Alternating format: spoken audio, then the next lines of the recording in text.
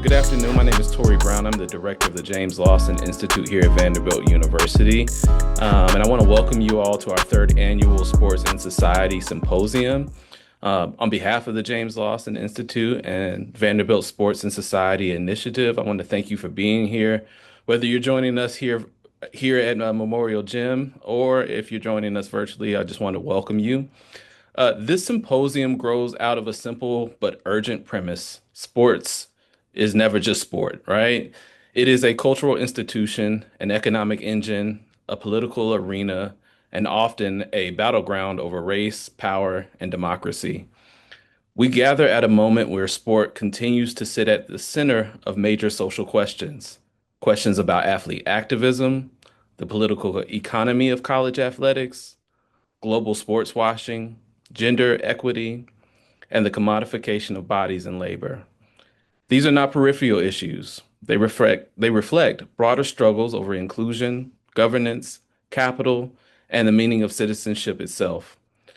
One of the great honors of today's program is the opportunity to hear from Dr. Harry Edwards, whose intellectual and activist work helped shape how we understand the revolt of the Black athlete and the long arc of sports-based resistance.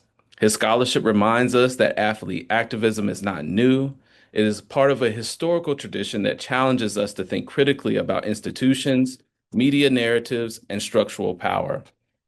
Across today's panels, we will examine sport not as a spectacle alone, but as a structure, not only as entertainment, but as a site where inequalities are reproduced and contested. My hope is that today's conversation pushes us beyond celebration or condemnation or and towards a deeper analysis where we think about questions such as how do institutions respond to dissent? How does capital move through sport? Who benefits and who bears the cost? And what does meaningful change actually require? At the James Lawson Institute, we are committed to creating spaces where rigorous scholarship and public dialogue intersect. Today is one such space. I encourage you to engage fully, ask hard questions, draw connections across panels, and think expansively about what sport reveals about our broader social world. I want to give a huge shout out and thank you to our speakers, our moderators, our partners, and all of you for making this possible. I'm so excited to see that we have people from across the country here joining us, whether you're at a university or just in your home listening to that. With that, let us begin. I'm going to introduce or bring in Andrew Maraniss, who's the director of the Sports and Society Initiative here at Vanderbilt University, and he'll take it from there. Thank you so much, Tori. It's so great that we're actually here at this day. We've been planning this for over a year. We have 10 incredible panelists across 3 different panels today.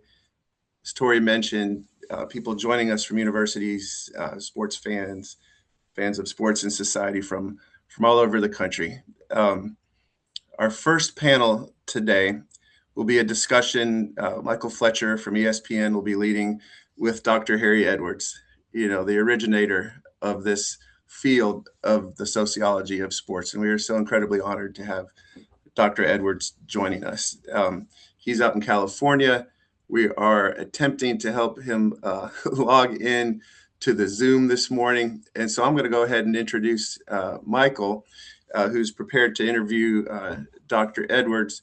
But if Dr. Edwards, Michael, if he's not on the Zoom yet when we get started, we'll go ahead and start a discussion about Dr. Edwards until he's able to join us. But let me introduce Michael Fletcher, who I had a chance to see here in Nashville a few weeks ago when he was working on a story on Michaela Blake's, a great basketball star here at Vanderbilt. Michael's a senior writer with ESPN's Enterprise and Investigative team. Before that, he wrote for ESPN's The Undefeated, focusing on politics, criminal justice, and social issues. He spent 21 years at the Washington Post, where my dad has also had a long career of almost 50 years, where Michael's beats included the national economy, the White House, and race relations. He is co-author of Supreme Discomfort, The Divided Soul of Clarence Thomas. His work also has appeared in chapters in the books Being a Black Man at the Corner of Progress and Peril, Sex, Race, and Merit, Debating Affirmative Action in Education and Employment, as well as The Wire, Truth Be Told, a collection of essays based on the celebrated television series. Michael recently wrote a feature on legendary sports sociologist Dr. Harry Edwards. We were proud to have Michael kick things off today with a conversation with Dr. Edwards and about Dr. Edwards until Harry's able to join us this morning. So, Michael, thank you for joining us. It's great to see you again. We'll have a brief conversation here as Dr. Edwards is logging on. But I wanted to ask you, clearly someone could write a story about Dr. Harry Edwards at any point over the last 60 years. What was it that at this point prompted you to go out to California to see him and write this feature for ESPN? Well, first, thank you for the kind introduction, Andrew, and for having me be part of what is going to be a great series of panels. I think this whole conversation of sports and society and the sociology of sports, as you said, we're having this really because of Dr. Edwards' insight that he had decades ago that sports reflect our society. And as much as we take that for kind of as a given now, that wasn't always the case. And when Dr. Edwards gets here, he'll tell us. But when he was getting his PhD at Cornell and proposed this as kind of his thesis topic, the sociology of sports, eyebrows raised everywhere. Like, what are you talking about, buddy? And he had to really defend this idea. Well, Dr. Edwards, I'm sure you need a little introduction, but I'll just give a very short one, just for those who may or may not know much about you. As we've been saying, you're a pioneering sports sociologist, activist, and scholar. And your work, I don't think it's an exaggeration to say your work has transformed the kind of the role of the athlete in America. It's certainly how the athlete is perceived in American life. You were the intellectual architect of the Olympic Project for Human Rights, which led to the iconic 1968 Mexico City protest by Tommie Smith and John Carlos. That iconic photo that we see, all of us could see in our minds, with them raising the black glove fist on the Olympic podium. But you didn't stop there, right? Through the decades, you've advised athletes, from Kareem to Colin Kaepernick, and you've worked with institutions from the NFL to Major League Baseball, optimistically pushing them to make real change, to not just protest them, but to move in a positive direction. So you've done all of that through the years. But your story begins in East St. Louis. We talked a little bit about that, and I wanted to sort of begin the conversation at the beginning, about you growing up in East St. Louis. Talk a little bit about how growing up there, kind of in the shadow of this racial injustice and racial violence, how that helped shape your understanding of race, power, and injustice, and also how did that understanding prepare you for challenging inequality in sports? Well, East St. Louis went through in 1917 one of the most violent episodes experienced by any city in the history of this country. We talk about Tulsa in 1921. We talk about Springfield in 1919 and so forth. But East St. Louis in 1917 was literally decimated. Over 300 Black people murdered, another 3,500 going across the East Bridge to St. Louis to get into what were refugee camps. And when the situation calmed down, even 25 years later, when I was born in 1942, there was still a shroud of anger, of disappointment, of oppression hanging over East St. Louis. The old folks talked about it, and you would hear bits and snippets and so forth. And but it influenced the character of life in the community that I was growing up in. It was stifling in its oppression. But the one thing that we really looked forward to as an expression of what we could be was in athletics. And that was born out of circumstances that at that time I didn't understand, but that I determined as I became more and more of a student that if sport, in point of fact, recapitulates society and is a full-blown institution, that there was the possibility of changing society by changing people's perspectives, perceptions, and relationships to the sports and games that they play and watch. That was the central thesis of my dissertation, and most certainly the revolt of the Black athlete. So as I became more and more of a student of sociology, I began to see more and more relationships that could be leveraged, and not just that, academic advancements that could be made, because sport was not the toy department of human affairs. It was a full-blown institution that had a phenomenal impact on society. Let me stop you there. First, how did you come to that insight?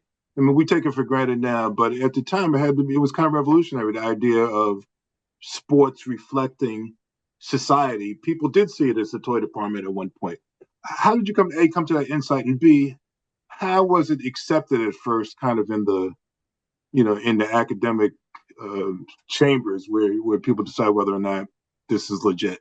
Well, my sociology and my athleticism melded. I was a scholarship athlete, and I was a discus thrower. I held a national record at one time. I was a football player. I was a basketball player. I was on the draft boards of Minnesota Vikings in the NFL, and the San Diego Chargers in the AFL, and I was scouted by the Lakers. I didn't have a left hand, but they said, we can teach you to rebound and play defense. A 6'8", 250 pound with 50 pounds with a 40-inch vertical. So at the end of my sociological study at San Jose State, it turned out that along with all of that athletic stuff, I also had a Woodrow Wilson Fellowship, and I had been accepted to Cornell and Harvard, Michigan, Oregon, and a number of other universities. So I decided to go to Cornell and work on a PhD rather than continuing the sports career. It was during that period of time that I really bore down into the relationship between sport and society. Sport doesn't reflect society. Sports is a full-blown institution, and it recapitulates the structure and dynamics of human and institutional relationships in society, and the ideological rationalizations that justify those relationships. So what that meant was that sport was part of the cement that holds things together in American society. It is not accidental that coming out of World War II, in a titanic struggle with China and with Russia, USSR, that the United States would move to desegregate sports. They didn't move to desegregate the military until 1948. They didn't desegregate schools until 1954. But in 1946, sports desegregated. The major professional sports, Kenny Washington and Woody Strode in football, Jackie Robinson and Larry Doby in baseball, most certainly Earl Lloyd and Chuck Cooper in professional basketball. Those were front stage performances by American athletes, along with, of course, the Olympic American Olympic team. So at the end of the day, sport provided a stage where America could help combat some of the negative images that were being projected by its ideological enemies about American society, particularly in resource and labor-rich third world countries, largely non-white. Russia, USSR, and ultimately China in 1949 could say, you're listening to America? Look at what they're doing. Africa, look at what they're doing to Black people in their country. Look at what they're doing to Asians in their country. Look at what they're doing to Latinos in their country. So at the end of the day, sport was a major institution in terms of American foreign policy, but domestically, it shared the ideological definitions: competitiveness, discipline, character, mental fitness, physical fitness, patriotism, religiosity with the broader society. So it reinforced those, and you got into problems when there were contradictions. And this is when movements were generated. And inevitably, because of that shared relationship, those movements came over the stadium wall and through the pavilion turnstiles. And that's when we got athletes such as Bill Russell and Elgin Baylor, and most certainly Rose Robinson, Wilma Rudolph, Bill Russell, Smith and Carlos, Kaepernick, and so forth. Mm-hmm. What did your thesis advisors think of that initially? That kind of idea. I had to argue and defend writing my dissertation on the sociology of sport. The first thing that my committee said was, there's no such thing. I said, well, that's why I want to write the dissertation. There's no such thing. And then we got into another discussion doing my defense of that effort, that choice, where they said, but sport is just physical activity. It doesn't have a substance and an ideological base. It does. What are you talking about?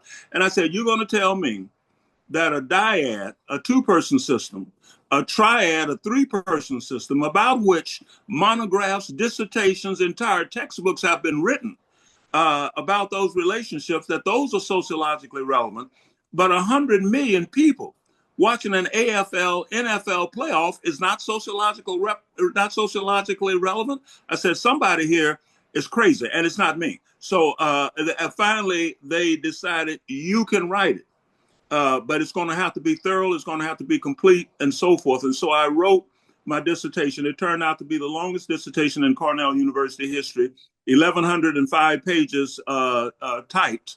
And it also became the first integrated textbook in a new subdiscipline called the sociology of sport. So at the end of the day, I not only wanted to demonstrate that sport was an institution which had a serious impact upon society, but that sport could be utilized to change people's perceptions and understandings of those relationships in society by changing their perceptions and understandings of the sports they watch and play. Mm-hmm. Out of that, both of the Black athlete. Mm-hmm. And you obviously, you did much more than, you were much more than a scholar of this. You became kind of an activist in this. You became a participant. With the Olympic Project for Human Rights, which you organized to challenge racial segregation and inequality in sports, that set the stage for the protests we talk about with Tommie Smith and John Carlos. Explain what the deeper goals were, and do you feel like they were achieved? First of all, it's impossible for American society to even visualize a group of 22, 23-year-old young Black men coming up with a strategy to project not just the circumstances that a people were inside of America, but that they could get to the podium to do so. They don't give African-American men in particular that kind of intellectual legitimacy. But the reality was that our circumstances were so dire in the 1960s that I felt compelled, given that I understood the relationships between sport and society, I felt compelled. We have to begin to make a statement. Plus, there was a whole history of Black athletes making statements, going back to Andrew Rube Foster and the Negro Leagues. The Negro Leagues were a resistance movement. They weren't just Blacks playing baseball because they couldn't play with whites. Rube Foster believed till the day he died that at some point the major leagues were going to call him to catch in a World Series game. The Negro Leagues were a resistance movement. Black people refused to be shut down and shut out, but the hope was always that they would join the mainstream.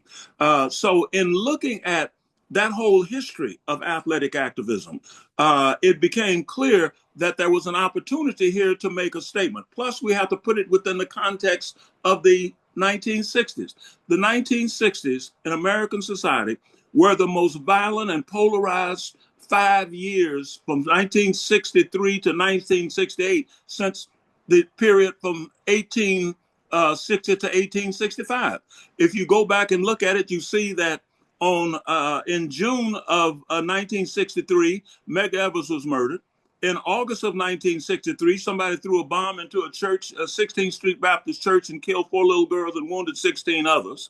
You had the murder of the President of the United States in November of 1963.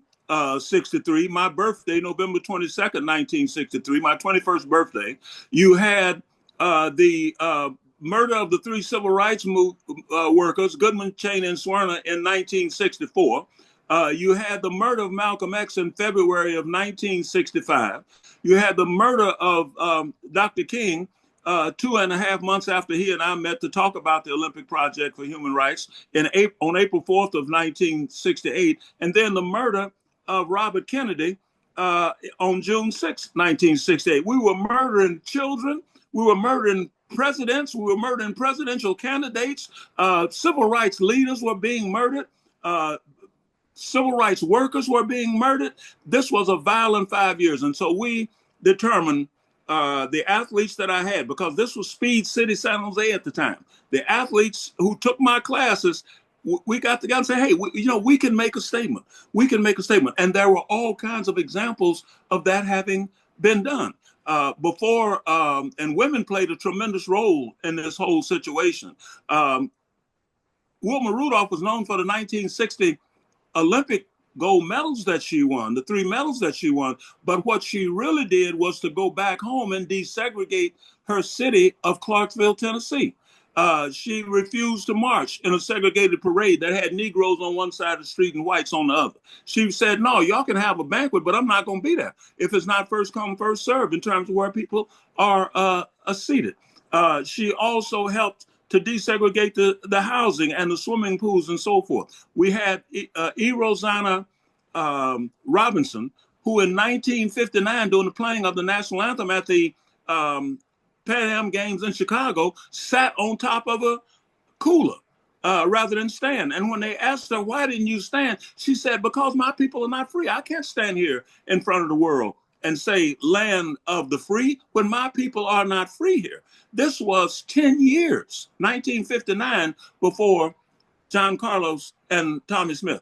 Bill Russell walked out of a game, just got on the plane and went back to Boston in 1961 rather than play a game in Lexington, Kentucky, when he came downstairs and all of Coos and Sharman, all those guys were in the cafeteria of the hotel eating, and he walked in and the woman told him, we don't serve Negroes in here. He said, oh, okay. He went upstairs and told Red Auerbach, well, I'll tell you what, I'm not going to do what Elgin Baylor did in Charlotte, West Virginia last year, where he just put on a suit and sat on the bench rather than play after he got the same treatment in a hotel there. He said, we're going back to Boston. I don't even want to be down here.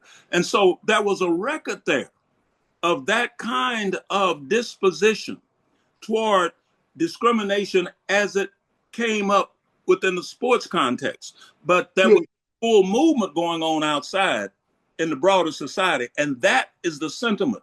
That is the disposition that came over the stadium wall and through the pavilion turnstiles.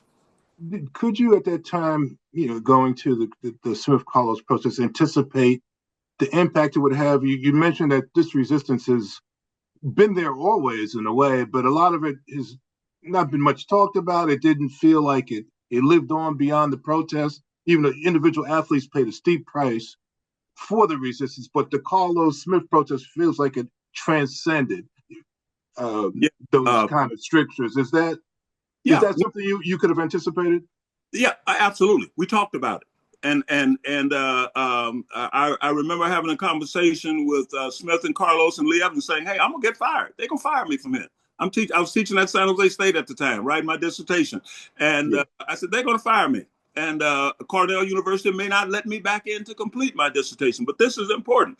And the thing I think that blew people away was, one, that a bunch of 21, 22-year-old Black men made that statement, but they made it to an international forum. What Bill Russell did was national. What E. Rosanna did was international, but she was a woman, and at that time, women got zero respect as athletes. What Wilma Rudolph did was national. It was focused on Clarksville, Tennessee. Even what Kurt Flood and some later athletes did, Spencer Haywood did, it was national. This was international.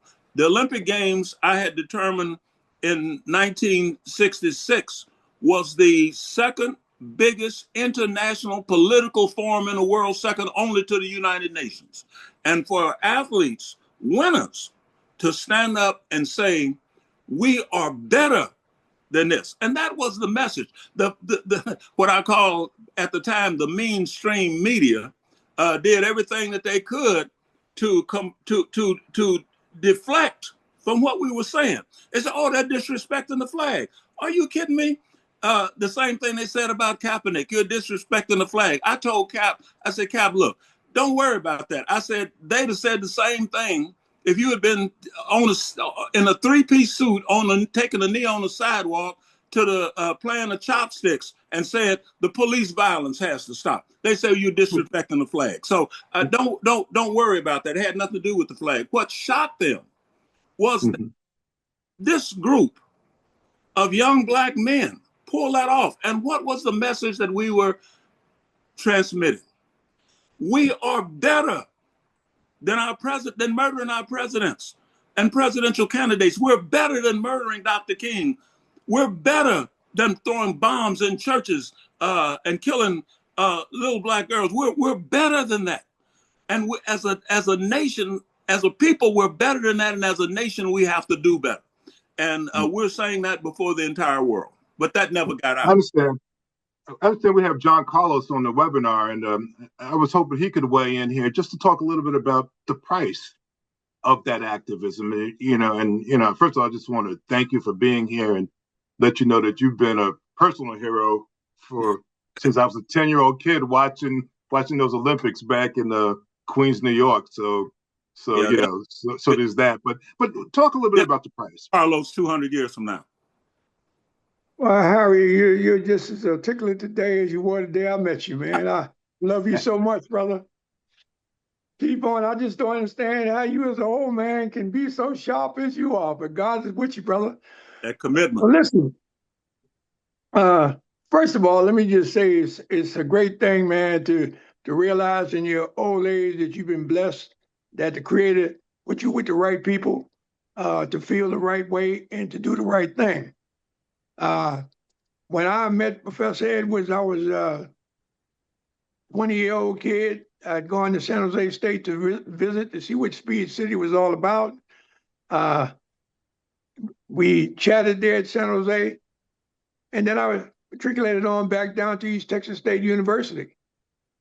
Things got so rough there racially until I said, I'm going to go to jail for murder.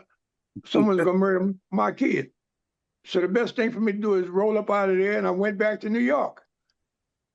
By, the grace of God, I was home with my mom painting the kitchen, and Professor Edwards called my mother's home. I'm still trying to figure out how he got that number.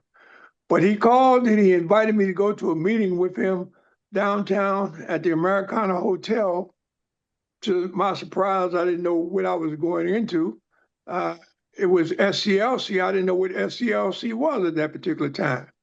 And I get up in there, and after I'm there for a minute, it dawned on me I'm there with all these luminaries that we've seen on TV in the civil rights movement. What am I doing here? So I'm kind of nervous.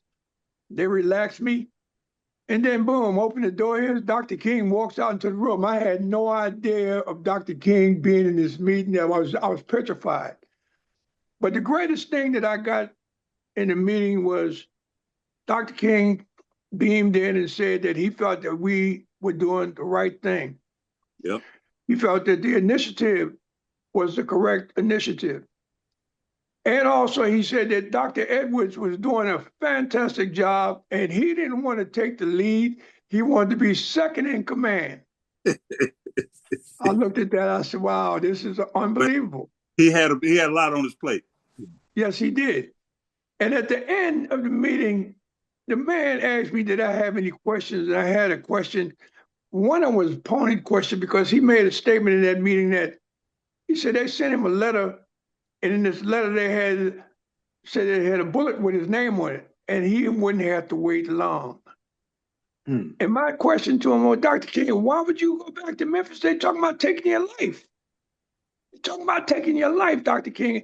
And he said to me, he said, John, he said, I have to go back and stand for the sanitation workers that can't stand for themselves. And then he repeated right behind that, I have to go back and stand for those that won't stand for themselves. I never thought about a person that had the opportunity to stand against injustice, but for whatever reason, they wouldn't.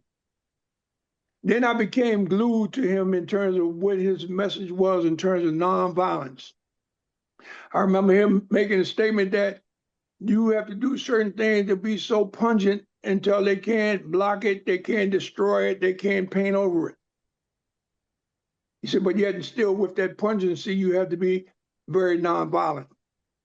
So when I went to Mexico City, that was in my genes, that was in my mind, in my spirit, in terms of how could I create something that would be so majestic and so riveting, where people wake up in the middle of the night saying, wow, what was that? But yet and still to be so nonviolent. And I think through the creation of God, the vision, the association, all culminated in what took place in Mexico City. You know, a lot of people say, well, Harriet wasn't there. Well, my mom wasn't there as well. My dad wasn't there. But they were there with us on that victory stand in spirit.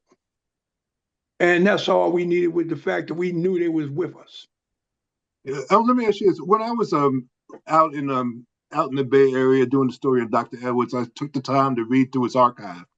And some of the letters he had in there, one that stuck with me was from Avery Brundage, who was head of the Olympic Committee, and he didn't look too fondly upon the protests. Not only that, I mean, he spoke in disparaging terms, and I didn't realize this. Like I said, I was a 10-year-old kid when this happened. The treatment that you and Tommy Smith got, John, when right afterwards you were sent home, like immediately, like these guys are persona non grata. They got to go. They're embarrassing America, and they're embarrassing the Olympic spirit or whatever, and you had to leave. How did you feel about that at the time, and was that reflective of the kind of treatment you got even in the years after? Here we are, almost 60 years later, and I'm still correcting people in this sense. They attempted to intimidate us and tell us that we had to leave Mexico City. We didn't stay in the village up until the night before the race. We stayed there. Our wives were in town. We weren't going to stay in the village and let our wives stay in the hotel. We stayed in the hotel, but out of courtesy to the coaches, we went back to the village and stayed there that night. So when they came back to the hotel and told us that they were going to kick us out of the country and they're going to run us out of the Olympic Village and the whole 9 yards, I stopped them and told them I just happened to have my visa in my back pocket. My visa stated if I haven't broken any laws of the country, I'm entitled to stay there until I believe it was November 27th or something. I don't recall what the date is. Mm-hmm. And I told him, I said, I haven't broken any laws, and you can't dictate to me in terms of what I'm going to do with my remaining time. I said, but I think I'm going to go down and hang out in Acapulco at the beach, and I'm going to come back for the closing ceremonies. So, they backed away from that. And then the next thing they came back and said they were going to take our medals away. And I recall in the midst of all the reporters, Tommy and I stand there, and I said to him, I said, well, I don't know about Mr. Smith, but let me tell you about John Carlos. I said, this medal has no real significant value to me, but it might mean everything to my kids. I said, so if you come in to take this medal, you better bring the militia. And then they backed off. But what they did in turn, they intimidated and put fear in the young athletes that came behind us. If you step out of the circle, this is what will happen to you. Because they raised these kids every day, go for the goal, like putting that carrot in front of the donkey, for catch the carrot. So if you want to catch that carrot, you have to be obedient. You can't be out of the circle. You can't be what God intended for you to be. You're supposed to be majestic and be what they want you to be. Okay. Fair enough. It's very interesting.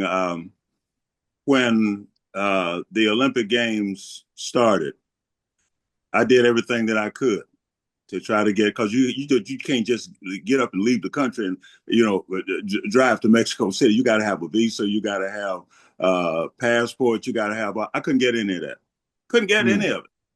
But Okay. after the demonstration, the authorities, the State Department, the FBI, CIA, were looking all over South and Central America and Mexico for me. Huh. What had happened was a good friend of mine, Mr. Louis Lomax, who had some curious connections. He said, "I'm gonna arrange for you to be doing a conference in Canada, and it's public. It's going to be on tape and everything else." And they taped the speech that I gave.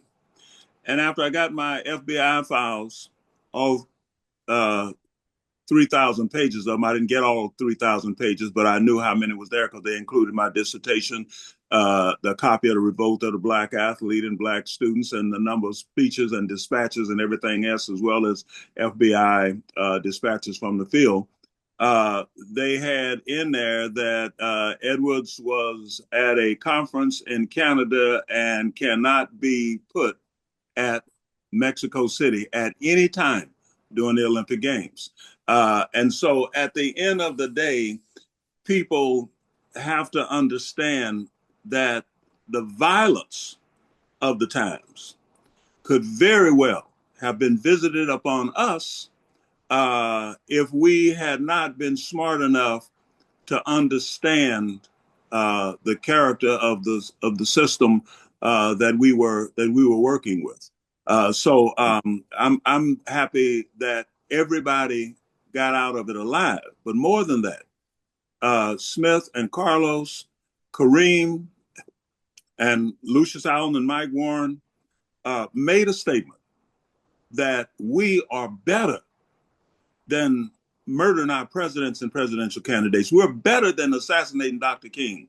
We're better than creating an environment where Malcolm X would be killed and 4 little girls would be bombed in a church. We as a people are better than that. And folks, what people don't understand is that I have never met an athlete, not Kaepernick, not Ariana Smith, who walked out on a basketball court and laid down for 4 minutes and 20 seconds in protest of police murdering Mike Brown 10 miles away from where her school, Knox College, was playing a game in Staten, Missouri. All of these athletes, the one thing that I can say unequivocally that they have in common, that they love this country enough to put everything online, everything, their lives, their futures, their fortunes, their reputations. And I can say the same for myself. I mean, I am a creation of this nation, going back almost 400 years. And you have to care about this nation to make those kinds of statements. These people that they have laying up with these racists and sitting up laughing and grinning in the background and everything, what they care about is themselves. I got mine. They don't make a sacrifice about anything. And so let me ask you this then, Doc. I mean, understand. No, I understand that fully. And John, I hear what you're saying. Here we are, though, almost 6 decades after those Olympics, and the phrase stick to sports still endures. Many people feel like athletes and people near athletes are here to entertain us. They're here to distract us. People say they come to the games to get away from politics, to get away from the troubles of the world. Why is it, do you think, this phrase stick to sports endures the way it has? Because it should, because it's appropriate, because it's functional. The thing that I say is that hold on to your dreams. You want to be a great athlete? Hold on to your dreams. You want to participate in sports? Hold on to that dream, but learn to dream with your eyes open. And at that juncture, you begin to understand not just what you can get out of sport, but what sport provides for you. Sport is part of the cement that holds this thing together. You go to, Malcolm X said that high noon on Sunday is the most segregated hour in American society. People have done retreated into their religious silos, and not only are they in there looking out at other people and condemning them, but saying they're going to go to hell because they're not in there with them. If that's true, then 1 o'clock on Sunday is the most unified and integrated hour in American society, because you go to a stadium and you see old folks, you see young folks, you see white folks, black folks, brown folks, Asians, Native Americans, men, women in there pulling for our team, all wearing 49er gear, or all wearing Bears gear, or all wearing Seahawks gear. And when they walk out, they look out, we lost this time. One of the few instances you'll see Americans uniformly, especially in these times, say we did anything. And so at the end of the day, sport is critical. I'm encouraged that people still hold to sport, that people still believe in sport, because it does things with them and to them that they may not be aware of. But on Sunday at 1 o'clock, they're propped up in front of their TV sets, or they're sitting up in the stadium in person, pulling for their team. And and when basketball season starts, you see some of the same thing. Baseball, you see some of the same things. So at the end of the day, sport plays a crucial role in the social organization and cohesion of society. And I'm glad to see that people say, hey, sport still matters. Mm-hmm. Just the other day, we had the Super Bowl, right? And I think the most sort of the biggest controversy I heard to come out of it had to do with the halftime show. You know, Bad Bunny, right? Our president, and other right-wing supporters of his said that they criticized the performance, said, they couldn't understand a word of it. No one could understand a word of it. It was whatever that language is, Spanish or something. And, and people are critical for that reason. And what does that say about the progress or lack of progress we've seen since John was on that podium in '68 and Tommy is up there in '68? Have things changed? First of all, let me say this. Our circumstances in this nation, this highly diverse nation, are diverse and dynamic. The challenges that we face are ongoing. And so the struggle has to be multifaceted and perpetual. And there are no final victories. The reality is that for Roger Goodell to turn the halftime programming over to a Jay-Z to begin with, Roc Nation Productions and so forth, that says something about Goodell. I mean, I talk to Roger often. I love the man. I think he has a good heart, but he's the commissioner. He's not an owner. He has 32 separate entities, all with different attitudes and dispositions. Some of them outright Trumpsters that he has to deal with. Some of them a little bit more liberal in terms of their attitude and dispositions. But the halftime shows, I think, over the years have been diverse. And this was another element of that diversity. The fact that it comes when the administration is rounding up brown people and Spanish-speaking people and detaining them and shipping them out of the country and deporting them down to 5-year-old babies and armed infants has made the halftime show this year particularly one of some controversy and focus. But they had the nerve, they had the guts to put it on. And I watched it. I thought it was great. I don't think that you have to understand the language to understand the message. You can get to that from the visuals alone. Mm-hmm. Why do you think these kind of moments sort of trigger such anxiety in corners of our country? It feels like if there was a Bad Bunny concert in any other context, no one would talk about it. But it happens on the Super Bowl, and at least some people are uncomfortable. Why is that? Because sport recapitulates society, the same set of values, the same set of relationships, the same dynamics. And this is why when you see something going on in sport, you can connect it to something going on in society that has come over the stadium wall. The fact that this guy was Latino, the fact that he spoke Spanish, that is part of the whole immigrant situation that we're dealing with. Part of that imagery, part of that reality, and it came over the stadium wall. You are never going to be able to take the social political relevance out of sport any more than you can take pork out of a pig. It's part of the situation that makes it real. So that was what was reflected. Sport recapitulates society, not reflects, like a mirror sitting out there by itself, separate somewhere. It is an institution that is interwoven with other institutions in society, so it recapitulates what's going on there. Mm-hmm. Okay, before I switch gears here, I just want to ask people out there, anyone watching this on the webinar, if you have any questions, please put them into the chat, and I'll try to get to a few of them, before the discussion is over. But just to switch gears for a second, Dr. Edwards, women athletes are increasingly visible and influential.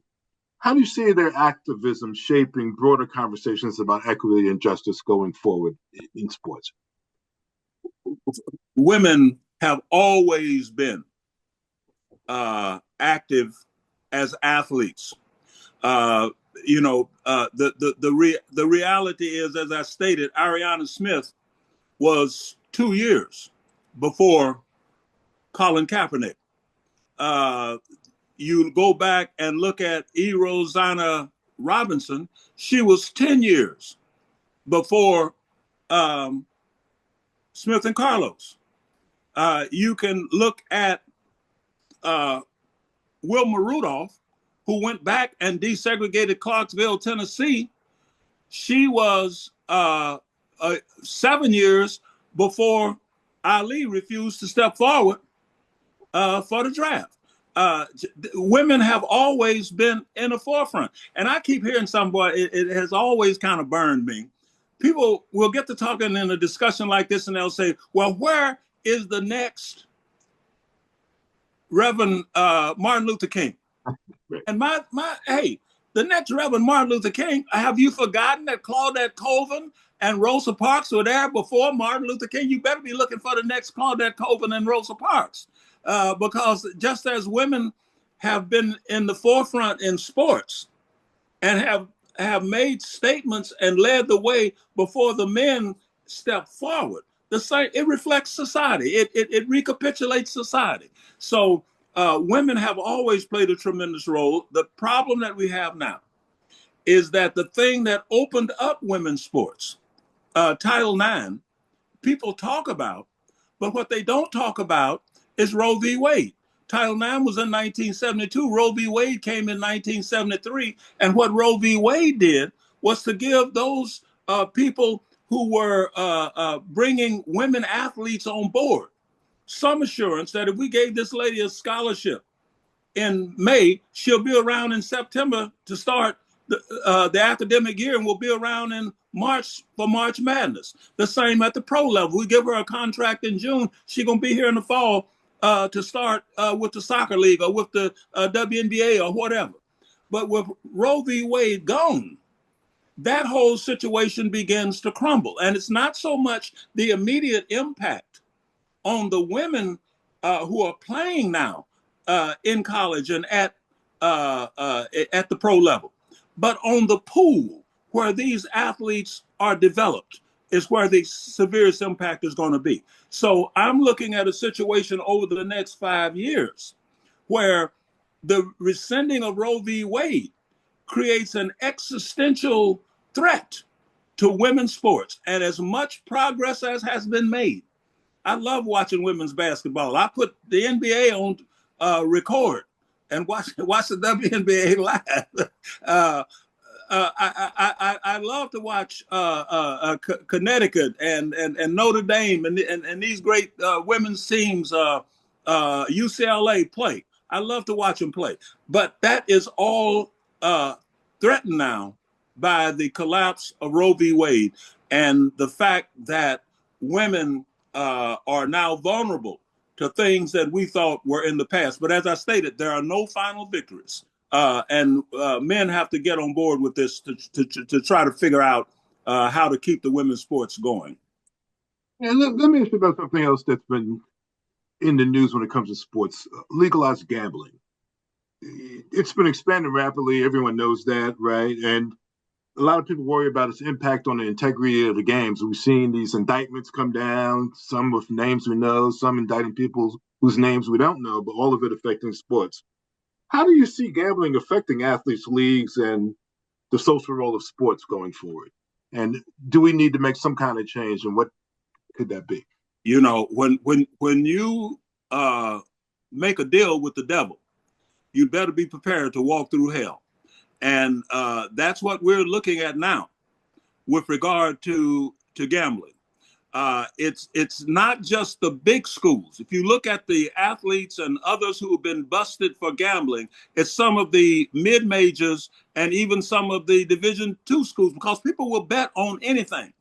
And the bigger schools, maybe they have NIL. They can give a quarterback a $4 million contract. They can give a basketball player $1.5 million contract. But what about some of the mid-majors, or even some of the athletes on the big-time schools, the Division I, the Power 4 schools? What about the tackle who's blocking for that quarterback? Maybe he has a $150,000 contract. Somebody comes up to him and say, "We're not asking you to do anything. You're not going to even get any money. But your uncle, who we know is going to get some money if you drop that pass, if you miss that basket, if you throw that ball out of." I mean, it opens up so many things and that are negative. And the reality is that you're dealing in so many instances with kids, 18, 19, 20-year-olds. You're dealing with young people who are not aware of how vicious this thing can become and how their lives can be ruined,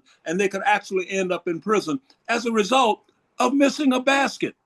Not losing the game. That team, they're going to make sure that team wins the game, but they missed the basket, so it's not a big thing for them. So I think that gambling and sports' embrace of gambling is a deal with the devil, and I think that before it's over, there's going to be a lot of butts scorched, because people are going to be walking through hell. And the thing about it is, it's very difficult to put that devil back in a cage. It's very difficult to regain integrity lost. So gambling for me was a no-no. I made that clear to a number of executives of sports leagues and conferences.